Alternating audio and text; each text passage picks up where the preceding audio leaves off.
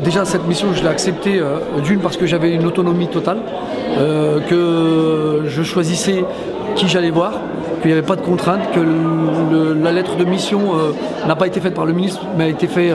parce que nous on a effectivement donné les points sur quoi on voulait travailler. Et ce qui m'intéresse aujourd'hui c'est d'avoir du pouvoir, non pas pour avoir du pouvoir pour pouvoir donner du pouvoir aux gens, de pouvoir effectivement sortir de toutes les contraintes et les préoccupations qu'elles ont. Donc voilà, c'est tout simplement remettre au cœur de cette démocratie le citoyen à part entière et dans toutes les phases. Donc c'est une histoire de pouvoir et de codécision. Il y a des idées qui sortent, je veux dire, quand tu fais en sorte que du coup tu veux absolument impulser que 50% des conseils d'administration soient constitués d'associations ou de tissus de citoyens, quand tu fais en sorte que tu permettras d'avoir des enveloppes de subventions autonomes,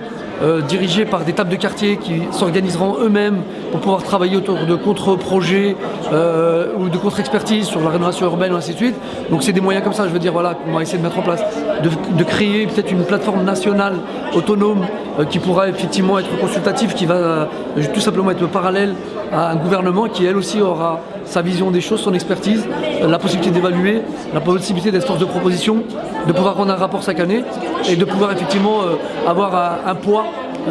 Et ce poids, ce sera celui du citoyen pour que du coup il puisse effectivement être reconnu avec un statut non pas simplement de figurant mais d'acteur et d'auteur.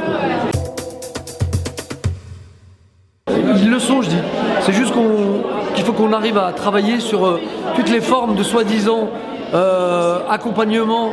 dans l'émancipation, mais qui aujourd'hui font de l'accompagnement plutôt à garder les gens dans l'assistanat et pas leur donner la possibilité d'avoir les clés pour pouvoir changer leur quotidien. Avec des personnes d'un certain âge qui cooptent, je veux dire des CA, qui cooptent des postes à responsabilité et qui se permettent effectivement de continuer, je veux dire, à entretenir tout ça. Ça devient même un fonds de commerce pour certains. Voilà, de continuer à travailler autour de la misère sociale, quoi. Et dans la démarche aussi de la mission, c'est de dire qu'aujourd'hui il y a d'autres acteurs qui sont aujourd'hui des ingénieurs, qui sont des experts et qu'il va falloir travailler avec eux, quoi. Ceux qui sont issus de ces quartiers, ils ont aussi leur expérience, leur expertise et on va aussi les prendre en compte